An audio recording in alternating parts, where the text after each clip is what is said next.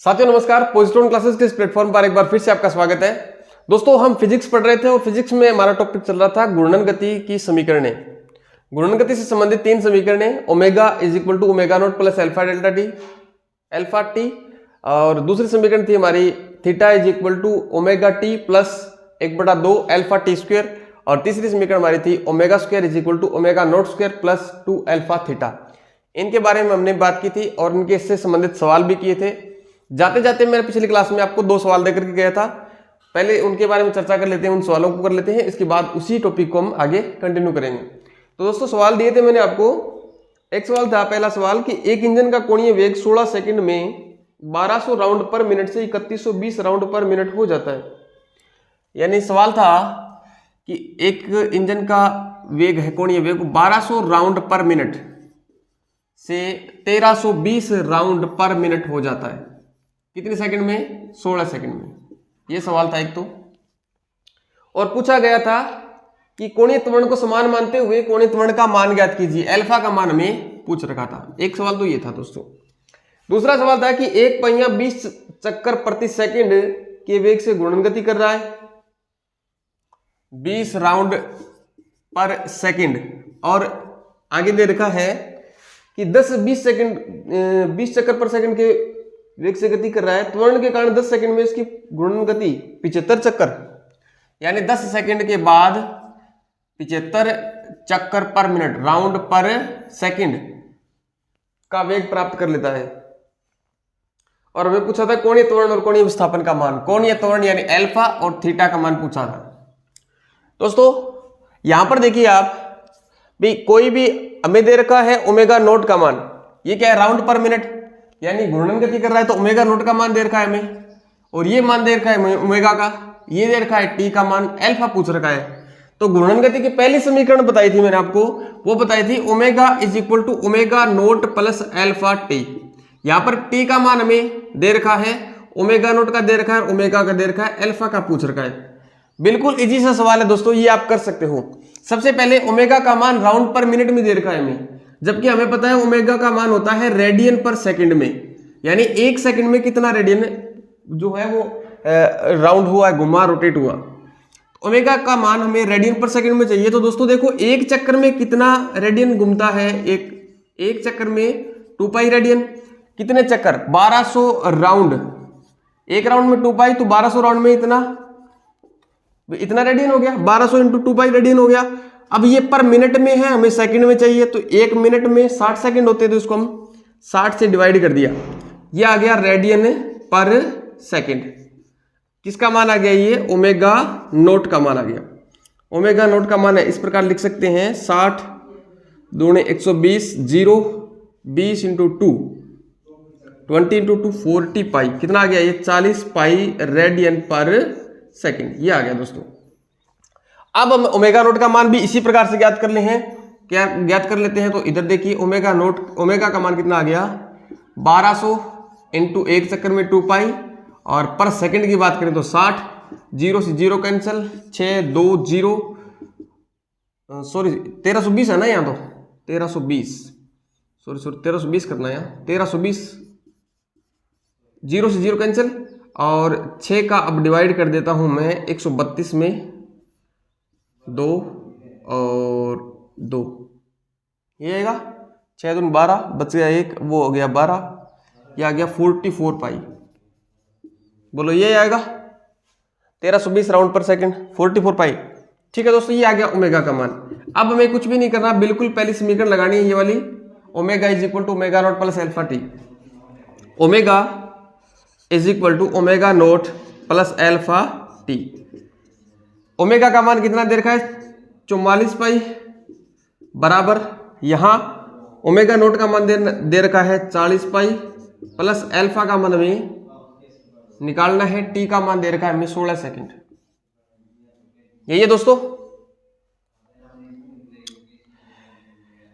अब alpha T, अब मैं इसको इधर ले जाता हूं तो ये माइनस में चली जाएगी, तो alpha into 16 is equal to 44 pi minus 40 pi. बोलो कोई दिक्कत?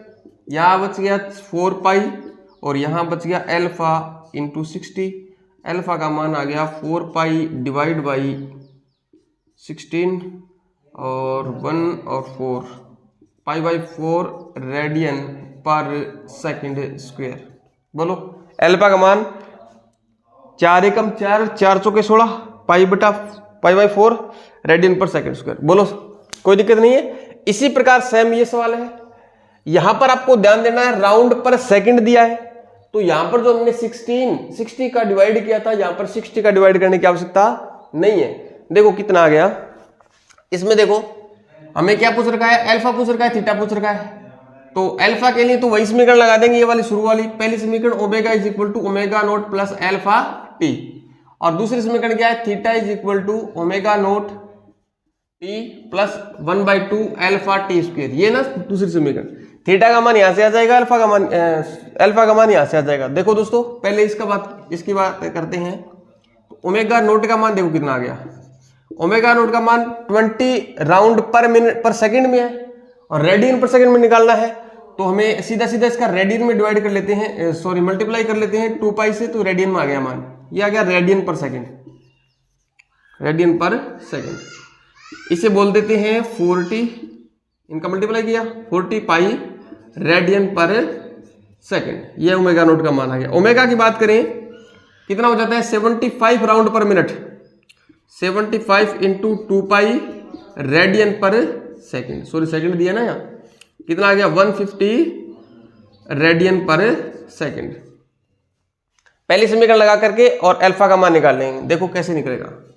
यहां पर देखो omega 150 is equal to pi, साथ में पाई भी है ना, is equal to omega naught का मान 40 pi plus alpha t, alpha का मान हमें निकालना है, टी का मान दिया है 10 सेकंड। ठीक है दोस्तों, उसी प्रकार इसको मैं इधर ले आता हूं, तो अल्फा इंटू 10 का मान कितना आ गया 150 पाई माइनस 40 पाई, इसमें से ये माइनस किया तो आ गया 110 पाई, और अल्फा ये इसके डिवाइड में चला जाएगा यानी अपॉन 10, 0 से 0 कैंसिल, अल्फा का मान आ गया 11 पाई रेडियन पर सेकंड स्क्वायर। बिल्कुल इजी है ना, कोई दिक्कत नहीं है।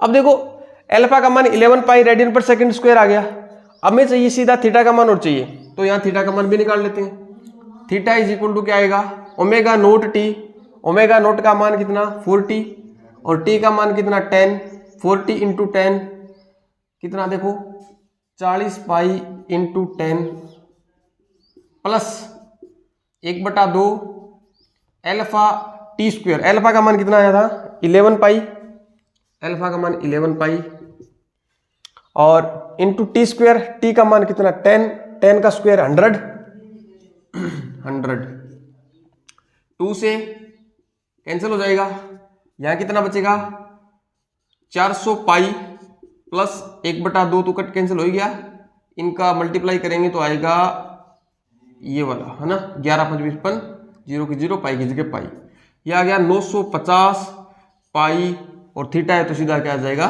रेडियन। बोलो दोस्तों कोई दिक्कत, किसी भी प्रकार की टेंशन लेने की आवश्यकता नहीं है, बिल्कुल आपको सिर्फ ये समीकरण याद होनी चाहिए, पहली दूसरी तीसरी, और आपको क्वेश्चन के अंदर देखना है क्या क्या जो है राशि दी गई है और कौन सी राशि हमें फाइंड आउट करनी है। आगे वाला टॉपिक की बात करते हैं, कर लीजिए प्रैक्टिस, जहां पर भी आपको क्वेश्चन मिलते हैं ज्यादा से ज्यादा प्रैक्टिस करोगे हो जाएंगे, मुश्किल नहीं है।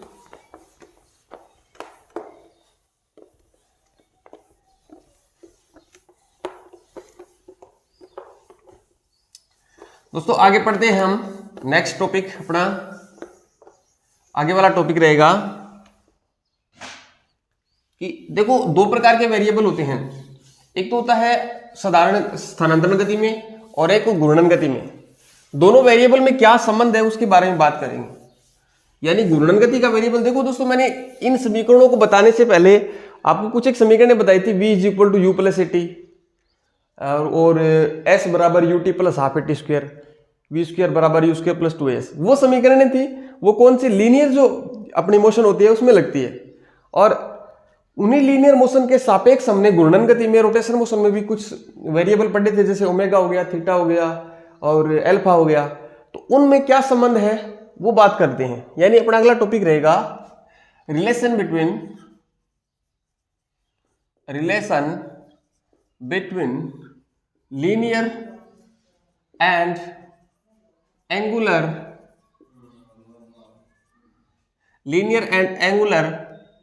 मोशन, यानी यूं कहूं मैं स्थानांतरण गति और एंगुलर का मतलब कोणीय गति या घूर्णन गति। एंगुलर की जगह रोटेशनल लिखूं तो बहुत ज्यादा अच्छा रहेगा, रोटेशनल मोशन, घूर्णन गति में संबंध। बेसिकली हम बात रोटेशन मोशन और लीनियर मोशन के वेरिएबल के बीच में संबंध की बात कर रहे हैं। तो पहला हम बात कर लेते हैं कि v और ओमेगा में क्या संबंध है, relation between v and omega. v साधारण गति में वेग को रिप्रेजेंट करता है, ओमेगा कोणीय वेग को रिप्रेजेंट करता है। देखो हमने पढ़ा था दोस्तों कि यदि कोई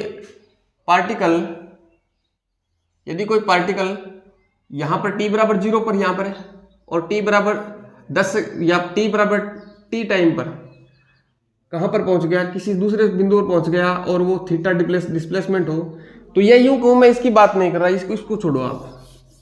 हमने पढ़ा था s का मान कितना आया था हमारे पास, s का मान आया था हमारे पास थीटा का मान, थीटा या एंगुलर डिस्प्लेसमेंट का मान क्या आया था, s अपॉन r आया था।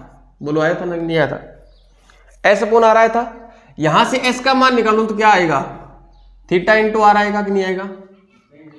ठीक है दोस्तों, अगर मैं इसका t के सापेक्ष अवकलन कर देता हूं, ds upon dt is equal to r, पहले लिख दिया मैंने d थीटा अपॉन dt, क्योंकि r क्या है, रेडियस फिक्स है।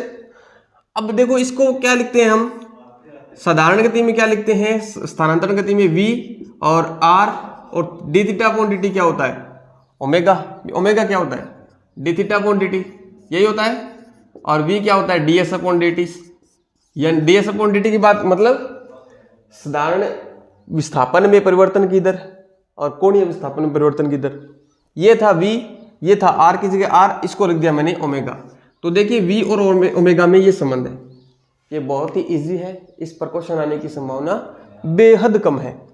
देखिए अगर मैं इसको वेक्टर फॉर्म में लिखूं तो आप इसको ऐसे लिख सकते हो, omega vector cross r vector, ये अपना हो जाएगा वेक्टर फॉर्म। दोस्तों ये क्रॉस लगाने का मतलब आप समझ रहे हो कि सदिश गुणनफल करना है। यदि यहां पर डॉट लगा होता तो आप इसको ऐसे लिखते, दोनों में दिन रात का फर्क है। मेरा ये मानना है कि आपको वेक्टर मल्टीप्लिकेशन और पॉइंट मल्टीप्लिकेशन या स्केलर मल्टीप्लिकेशन आता है, यानी सदिश गुणनफल और अदिश गुणनफल आपको आते हैं, ऐसा मेरा मानना है। यदि आपको नहीं आते हैं तो एक सवाल के थ्रू कर लेते हैं, सवाल के थ्रू सीख लेते हैं। देखो कैसे, ये रिलेशन आपको ध्यान में रखना है कि आपको एक बात और ध्यान रखना, ओमेगा और आर के बीच क्रॉस तो आपको ध्यान में रखना, ये क्रॉस प्रोडक्ट आएगा, साथ में इनका क्रम भी ध्यान रखना है, पहले ओमेगा उसके बाद आर आएगा। क्रम बहुत इंपॉर्टेंट है, जब आप ये करोगे ना सदिश गुणनफल तो आपको पता लग जाएगा कि क्रम कितना इंपॉर्टेंट है। काम वैसे भी क्रम इंपॉर्टेंट होता है, हम क्या काम करते हैं वो इंपॉर्टेंट होता है, लेकिन यहाँ पर मैं ऑर्डर की बात कर रहा हूँ, इनका ऑर्डर बहुत इंपॉर्टेंट है, पहले ओमेगा आएगा उसके बाद आर आएगा। ऐसे क्वेश्चन जनरली नहीं बनते हैं, लेकिन फिर भी मैं एक क्वेश्चन करवा देता हूं। देखो क्वेश्चन है कि यदि कोई कण अपनी घूर्णन अक्ष के सापेक्ष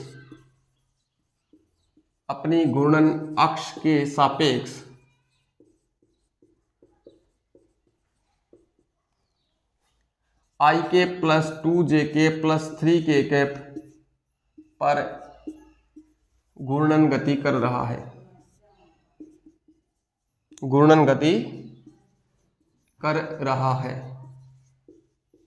यदि इसका कोणीय वेग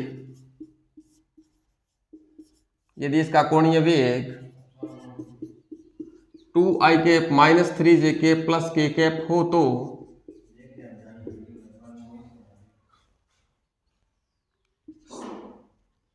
हो तो रेखीय वेग v वेक्टर का मान ज्ञात कीजिए। यहां से आप एक क्वेश्चन तो कर ही लोगे, साथ साथ में ये भी मल्टीप्लिकेशन भी सीख लोगे कि कैसे करते हैं हम।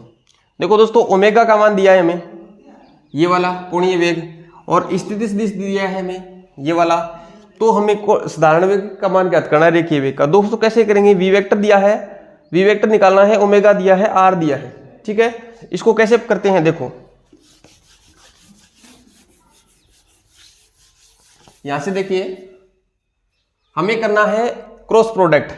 हमें पता है कि वी वेक्टर क्या होता है, omega vector cross r vector. तो दोस्तों कैसे लिखेंगे इसको, देखो हम सबसे पहले क्या करेंगे, वी वेक्टर में निकालना है, ठीक है।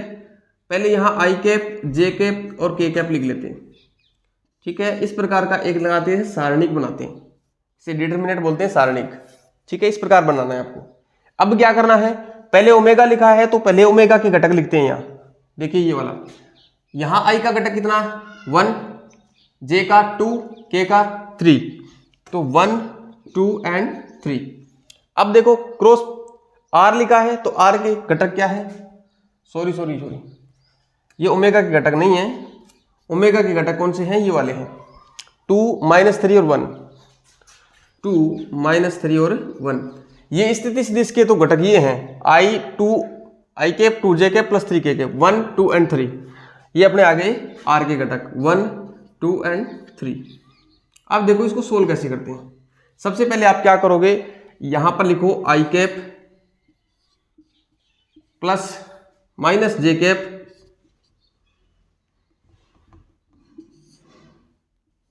और प्लस के कैप, ऐसे लिख लोगे। ये वाला आई कैप माइनस का जे कैप प्लस का के कैप, ठीक है, ये लिख लोगे। अब देखो क्या करना होता है, आई कैप, सबसे पहले आई कैप की बात चल रही है तो आई कैप वाले को इसको छोड़ दो और इसको छोड़ दो, बच गए इसको 3 3 जा -9, कितना आ गया -9, और बीच में माइनस का निशान। पहले इनका मल्टीप्लिकेशन करते हैं फिर इनका मल्टीप्लिकेशन करते हैं, 2 1 जा 2, बोलो कोई दिक्कत। अब देखो, अब जे वाला करते हैं तो इसको छोड़ देते हैं लाइन को और ऊपर वाले को छोड़ देते हैं, यानी जे वाला में जे वाला करेंगे तो जे वाला ये कॉलम छोड़ देंगे और ये रो छोड़ देंगे। अब बच गए 2 1 और 1 3, इनका मल्टीप्लिकेशन 3 × 2 6 माइनस 1 1 जा 1। अब के घटक है तो इसको छोड़ देंगे और इस ऊपर वाली लाइन को छोड़ देंगे, ये बच गए 2 -3 1 और 2, 2 2 जा 4 4 माइनस 3 1 जा 3, लेकिन माइनस का है तो माइनस का 3। बोलो कोई दिक्कत। एक बार फिर से देख लिए, आई लिखेंगे तो आई को छोड़ देंगे और इस लाइन को छोड़ देंगे, इन 4 से काम करेंगे। जे में इसको छोड़ देंगे और इसको छोड़ देंगे, इन 4 से काम करेंगे। के में इसको छोड़ देंगे और इसको छोड़ देंगे, इन 4 से काम करेंगे, ठीक है। और करना कैसे होता है, इन दोनों को मल्टीप्लिकेशन करना है, माइनस ये, इन दोनों का मल्टीप्लिकेशन, पहले इसका फिर ये, ठीक है। अब देखो आगे, माइनस का 9 है, माइनस का 2, माइनस का 11 आई कैप, माइनस 6 में से 1 गया। यहां भी ध्यान रखना है, पहले ये प्लस का हो गया आई कैप, जे माइनस का हो गया, जे कैप लगाया का है, जे कैप लगाया ही नहीं क्या, ये रहा, जे कैप माइनस का हो गया और के कैप फिर प्लस का हो गया। 11 आई कैप, 6 - 1 5 जे कैप और 4 माइनस प्लस हो गया 7 के कैप, 7 के कैप। और बाकी मेरा मानना है कि सदस्य गुणनफल कोई भी कर लेता है तो ये हो ही जाएगा, ठीक है दोस्तों। इस प्रकार से ये रिलेशन आपको ध्यान में रखना है। आपको अगर इससे क्वेश्चन पूछने की संभावना बहुत कम है, बाकी अगर पूछे तो ओमेगा दिया होगा, आप दिया होगा, सीधा मल्टीप्लिकेशन करना है, कोई दिक्कत नहीं। अब बात करते हैं हम आगे दूसरे संबंध की। इनके बीच क्या संबंध आया, इनके बीच संबंध आया v vector is equal to omega vector cross r vector, ठीक है दोस्तों। अब देखो नेक्स्ट, छोटे छोटे हैं ये टॉपिक, ज्यादा बड़े नहीं है, इन पर सवाल बनने की संभावना कम होती है, तो ज्यादा हम वक्त जाया नहीं करेंगे इनके ऊपर। दूसरा करते हैं हम, a और अल्फा के बीच क्या संबंध है। तो दोस्तों सीधा सीधा देख लेते हैं, a vector is equal to होता है alpha vector cross r vector. एक बात और ध्यान रखना, ओमेगा क्रॉस आर दिया है, इसको हम ऐसे भी लिख सकते हैं ओमेगा का मॉडुलस आर का मॉडुलस साइन थीटा। अब देखो ओमेगा का मॉडुलस आर का मॉडुलस और साइन थीटा है ना, थीटा क्या है, थीटा ओमेगा और आर के बीच का कोण है, स्थिति सदिश और ओमेगा के बीच का कोण है। जनरली ऐसे नहीं पूछेगा आपसे, क्यों, क्योंकि बहुत इजी सवाल बनता है इससे, ओमेगा आर साइन थीटा, ठीक है। वैसे लेकिन भी उससे ध्यान रखना है आपको ना, देखो ओमेगा दिया होगा, आर दिया होगा, स्थिति सदिश में दिया होगा, तो क्रॉस मल्टीप्लिकेशन करना है सीधा, थीटा का कोई चक्कर भी नहीं है। और अगर आपको ओमेगा वैसे दे दिया जाए, आर दे दिया जाए, तो थीटा देगा आपको, वैसे भी कोई दिक्कत नहीं है। जैसे यहां पर देखो, एक मैं क्रॉस का करा देता हूं क्वेश्चन और एक ये वाला करवा देता हूं, फिर आपको दोनों कंसेप्ट क्लियर हो जाएंगे। जैसे अगर आपको एल्फा दिया हो 2i cap plus 3j cap plus k cap, ठीक है, और आपको आर दिया हो i cap plus 2j cap plus 3k cap, ये दिया हो, तो हम कैसे निकालेंगे ए वेक्टर का मान, बिल्कुल वही करना है सारा, कुछ भी नया नहीं है। सबसे पहले ए वेक्टर इज इक्वल टू क्या आ जाएगा, आई कैप जे कैप के कैप, इसको सोल्व करेंगे, यहाँ पर आई कैप माइनस का यहाँ पर जे कैप और प्लस का यहाँ पर के कैप, ठीक है दोस्तों। क्या करेंगे, यहाँ पहले अल्फा का लिखना है घटक, ये आर क्रॉस अल्फा होता तो पहले ये लिखते 2 3 1 2 3 1 1 2 3 1 2 3, आई कैप है, इसको छोड़ दिया और इसको छोड़ दिया, 3 3 जा 9 माइनस 2 1 जा 2 9 माइनस 2, के कैप की बात, जे कैप की बात करो, इसको छोड़ दिया, इसको छोड़ दिया, 2 इंटू 3 6 माइनस 1 इंटू 1 1, के कैप की बात करें, इसको छोड़ दिया और इसको छोड़ दिया, 2 2 जा 4 माइनस 3 4 माइनस 3, यहां पर बात करें 7 आई कैप 6 माइनस 1 5 जे कैप प्लस 4 माइनस 3 1 के कैप, ये अपना आ गया अल्फा का ए का मान, ए वेक्टर का मान आ गया, ठीक है दोस्तों। यदि आपको अल्फा और आर दिया हो सीधा और आपको थीटा पूछ लिया, साइन थीटा दिया हो, तो ए वेक्टर का मान ए का मान निकाल सकते हैं हम। कैसे निकालेंगे, अल्फा की जगह अल्फा रख देंगे, आर की जगह आर, थीटा की जगह थीटा, और साइन थीटा के मान आपको पता ही है, साइन 0 का मान 0, साइन 30 का मान 1/2, ये आपको याद कर लेना, साइन 45 का मान 1/√2, साइन 60 का मान √3/2 और साइन 90 का मान 1, ठीक है दोस्तों। अब हम बात करते हैं आगे, नेक्स्ट टॉपिक की बात करते हैं। इनसे सवाल बनने की संभावना बेहद कम है, ज्यादा घबराने की आवश्यकता आपको नहीं है। अब हम बात कर लेते हैं नेक्स्ट टॉपिक की, जो आपका बहुत ही इंपॉर्टेंट टॉपिक है। वो टॉपिक रहेगा आपका moment of inertia. Moment of inertia से पहले एक बात और कर लेते हैं टॉर्क के बारे में, बल आघूर्ण के बारे में। बल आघूर्ण,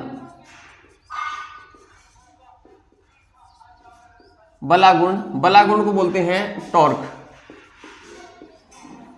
और लिखते हैं इसको ऐसे, तो बोलते हैं इसको। दोस्तों ये होता क्या है बेसिकली, तो क्या होता है, वैसे अगर इसकी डेफिनेशन की बात करें तो हम ऐसे बोल सकते हैं, किसी घूर्णन गति में किसी कण पर लगने वाले बल का जो आघूर्ण होता है वही क्या होता है, बल आघूर्ण। किसी घूर्णन गति में किसी पार्टिकल पर लगने वाले बल के आघूर्ण को हम क्या कहेंगे, बल आघूर्ण कहेंगे। और इसका मान क्या होता है, देखो टो का मान होता है, सीधा ही बता देता हूं मैं, टो देखो, टो का मान बल गुणा बलों की क्रिया रेखा के बीच की दूरी, या यूं कहूं मैं r vector cross f vector, ये क्या हो जाएगा अपना, टो हो जाएगा।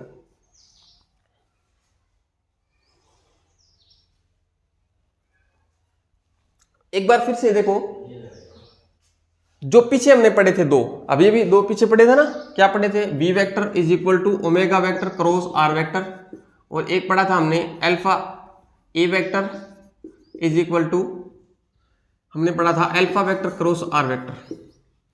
उसमें और उसमें एक बात, एक अनकॉमन सी बात है, देखो याद रखने के लिए मैं आपको बता देता हूँ, वैसे आपको याद रखनी चाहिए लेकिन फिर भी मैं थोड़ी सी आपका ध्यान आकर्षित करवा देता हूँ कि यहाँ पर ओमेगा क्रॉस r है जबकि यहाँ r क्रॉस f है, ये बात थोड़ी सी ध्यान रखनी है आपको। और इसको हम वैसे भी लिख सकते हैं टो इज इक्वल टू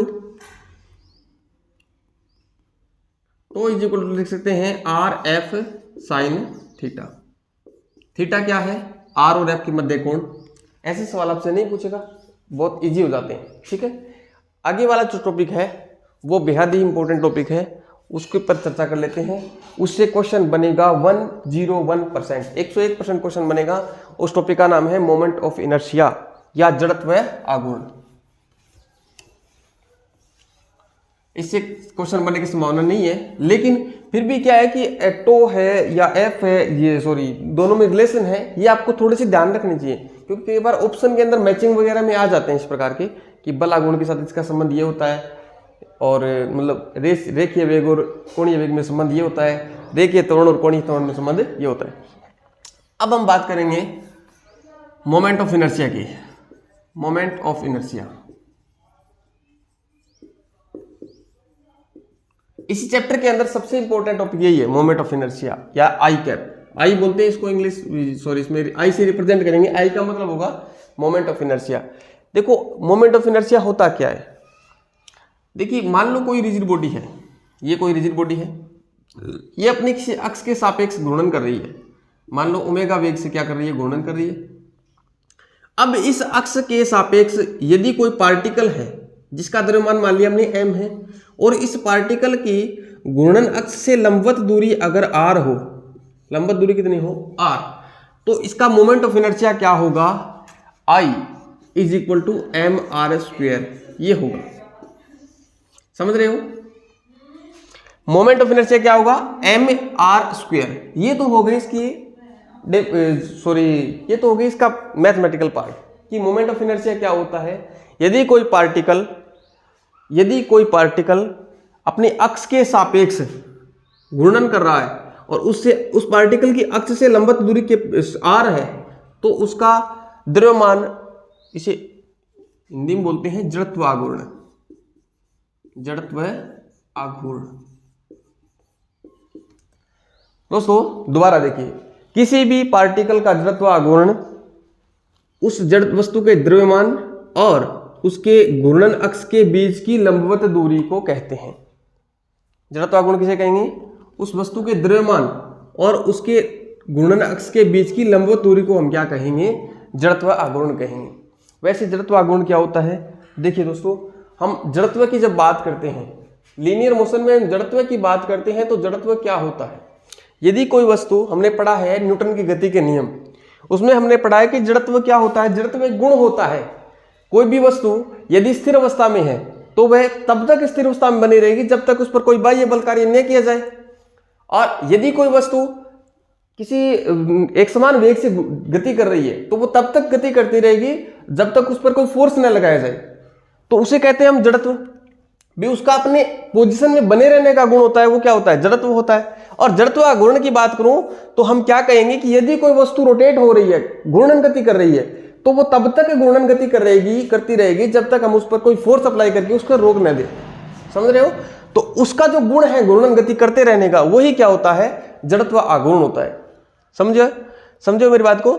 जड़त्व आघूर्ण क्या होता है कि कोई रोटेट कर रही है वस्तु, तो तब तक रोटेट करती रहेगी जब तक उस पर कोई बाह्य बल न लगाया जाए, है ना, उसे हम जड़त्व आघूर्ण कहेंगे। अब जड़त्व आघूर्ण किस बात पे डिपेंड करता है, देखो एक तो दूरी पे डिपेंड करता है, भी मास रखा है वो कितनी दूरी पर रखा है, यानी द्रव्यमान कितनी दूर फैले हुए हैं। यहां एक कण की बात हो रही है, अगर बहुत सारे कण हो तो देखिए कणों के द्रव्यमान के वितरण पर भी डिपेंड कर रहा है जड़त्व आघूर्ण। कणों के द्रव्यमान के वितरण पर डिपेंड कर रहा है, कण की आकृति पर, दृढ़ पिंड है, रिजिड बॉडी है, उसकी आकृति पर डिपेंड कर रहा है जड़त्व आघूर्ण। यानी यदि कणों का द्रव्यमान दूर दूर फैला होगा तो जड़त्व आघूर्ण का मान ज्यादा होगा, यदि सारे पार्टिकल मान लो एक ही जगह पर केंद्रित होते, यहीं पर होते केंद्रित, सारा जो द्रव्यमान एक ही जगह पर होता, तो इसका जड़त्व आघूर्ण कम होता है ना, यानी कम होता, ज्यादा होता, वेरी करता, लेकिन डिपेंड किस पे कर रहा है, द्रव्यमान के वितरण पर निर्भर कर रहा है। और जड़त्व आघूर्ण की अगर मैं इसके मात्रक की बात करूं तो इसका मात्रक क्या होगा, इसका मात्रक होगा m को किस में आपते हैं, किलोग्राम में, और r किस में, मीटर स्क्वायर में, तो किलोग्राम मीटर स्क्वायर इसका मात्रक हो जाएगा। ये तो होगी डेफिनेशन की बात। अब हमसे डेफिनेशन तो पूछेगा नहीं क्योंकि ये तो सबको आती है। अब हमें जो क्वेश्चन पूछेगा उस पर चर्चा करते हैं। इसके लिए आपको अगली क्लास का इंतजार करना पड़ेगा। मिलते हैं कल एक नए टॉपिक के साथ सुबह 7 बजे। Thank you.